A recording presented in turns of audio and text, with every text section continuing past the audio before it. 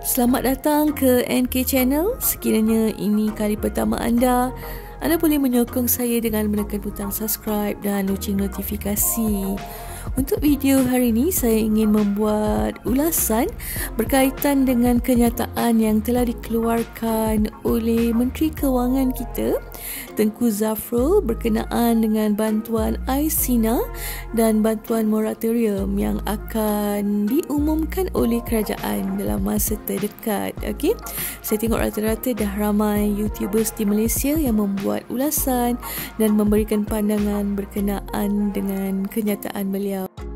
Jadi sebelum saya memberikan pandangan saya, apa kata saya kongsikan satu klip berita berkenaan dengan kenyataan beliau dan juga perkongsian paparan kenyataan beliau yang telah dimuat naik di halaman rasmi Facebook beliau semalam. Okey, jom kita tengok dulu. Kerajaan akan mengumumkan bantuan yang wajar, babitkan moratorium dan Aisinar dalam masa terdekat bagi meringankan beban rakyat.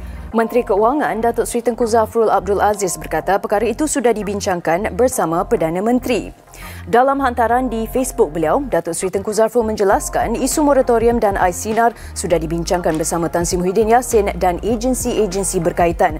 Kerajaan tegasnya mendengar suara rakyat dan bantuan wajar akan diumumkan dalam masa terdekat. Okey, saya kira inilah berita yang dinanti-nanti oleh mungkin hampir keseluruhan rakyat Malaysia, khasnya berkenaan dengan pengeluaran KWSP Aisina untuk kali kedua, dan berkenaan dengan moratorium pun saya pasti ada ramai di kalangan kita yang memerlukan. Okey, so bersyukurlah kita kan kerana akhirnya kerajaan telah membuka mata dan benar-benar dapat menilai betapa perlunya pengeluaran Aisina 2.0 dalam tempoh yang sangat kritikal ni.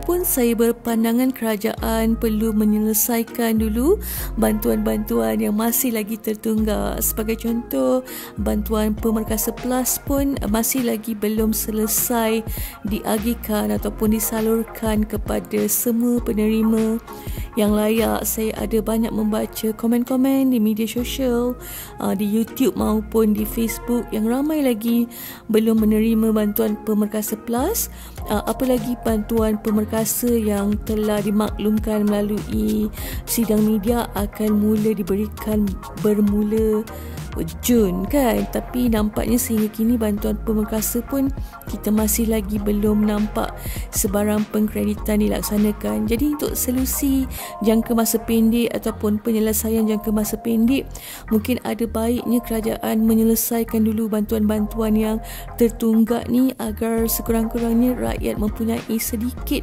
bantuan kewangan untuk kelangsungan hidup. Okey, so untuk Aisina ni, ya memang dia bagus dan jumlahnya banyak, tapi memandangkan ia masih dalam proses perbincangan dan saya pasti ada lagi kertas kerja dan mungkin mesyuarat juga yang perlu dilaksanakan sebelum betul-betul kelulusan untuk Aisina dan moratorium ini diberikan. Mungkin ia akan mengambil sedikit lagi masa.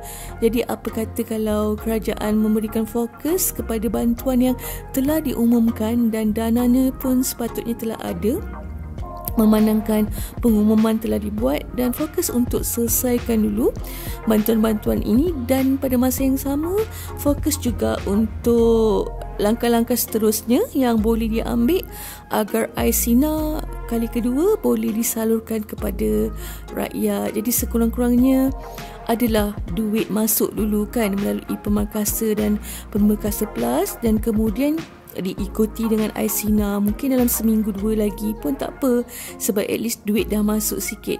Kalau tak, langsung tak ada bantuan kewangan tu, dan memang keadaan ni saya percaya amat-amat menyukarkan rakyat lah, yang rata-rata duit nak makan pun dah tak ada. Itu pandangan peribadi saya.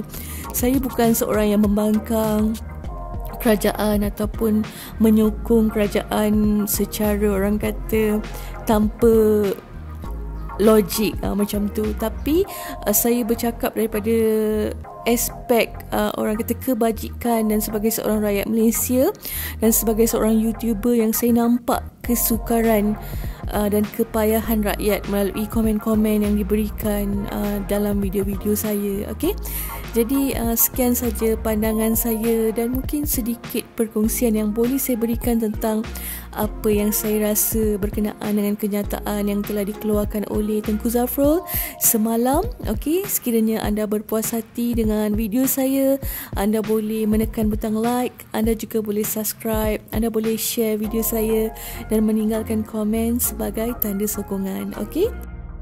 Sehingga kita berjumpa di perkongsian ataupun video yang akan datang. Jaga diri semua, stay safe, stay healthy. Moga dipanjangkan umur bertemu di perkongsian yang akan datang. Take care. Bye.